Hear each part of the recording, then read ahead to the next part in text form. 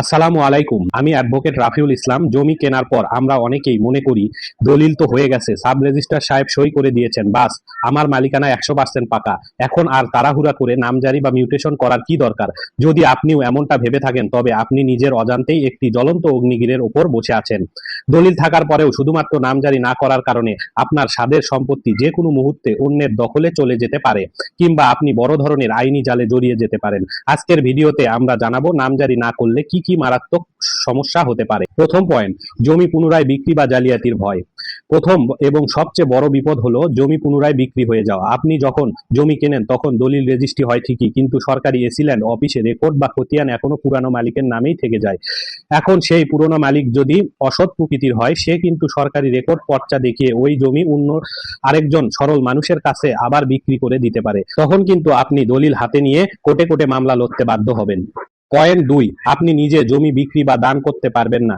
দ্বিতীয় সমস্যাটি হলো, ভবিষ্যতে আপনি যদি কোনো প্রয়োজনে জমিটি বিক্রি করতে চান, আপনার সন্তানদের দিতে চান কিংবা কাউকে হেবা বা দান করতে চান, আপনি কিন্তু তা পারবেন না, কারণ বর্তমান আইন অনুযায়ী বিক্রেতার নামে সর্বশেষ নামজারি খতিয়ান না থাকলে সাব রেজিস্ট্রি অফিসে কোনো দলিল রেজিস্ট্রি করবে না। পয়েন্ট 3, ব্যাংক লোন বা ঋণ পাওয়া অসম্ভব। 3 নাম্বার সমস্যাটি ব্যবসায়ী বা উদ্যোক্তাদের জন্য খুবই গুরুত্বপূর্ণ। আপনি যদি আপনার এই জমিটি বন্ধক রেখে কোনো ব্যাংক বা আর্থিক প্রতিষ্ঠান থেকে লোন নিতে চান, ব্যাংক সবার আগে আপনার কাছে মিউটেশন খতিয়ান বা ডিসিআর খুঁজবে।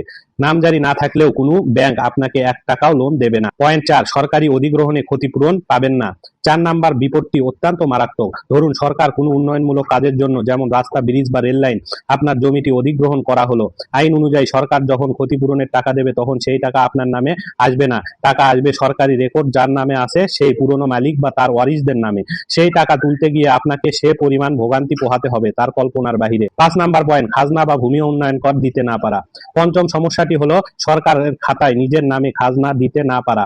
নামজারি না হলে আপনি আপনার জমির ট্যাক্স বা খাজনা পরিশোধ করতে পারবেন না, আর দীর্ঘদিন খাজনা বাকি থাকলে পুরনো মালিকের নামে খাজনা চললে পরবর্তীতে ওই জমি খাস খতিয়ানে চলে যাওয়া বা নিলাম হওয়ার ঝুঁকি থাকে। তাহলে সমস্ত ঝামেলা থেকে বাঁচার উপায় কি? উপায় একটাই, জমি কেনা বা ওয়ারিশ সূত্রে পাওয়ার পর যত দ্রুত সম্ভব ভূমি অফিসের মাধ্যমে ই নামজারি বা অনলাইন মিউটেশনের আবেদন করে ফেলুন। সরকার এখনকার ডিজিটাল সিস্টেমে নামজারি করার আগের চেয়ে অনেক সহজ এবং নিরাপদ করেছে। আইন জানুন ও সচেতন থাকুন এবং নিজের অধিকার রক্ষা করুন। ভূমি সংক্রান্ত অন্যান্য যে কোনো আইনি বিষয়ে আপনাদের কোনো প্রশ্ন থাকলে নিচে কমেন্ট বক্সে লিখতে পারেন, অথবা স্ক্রিনে দেওয়া নাম্বারে সরাসরি যোগাযোগ করতে পারেন।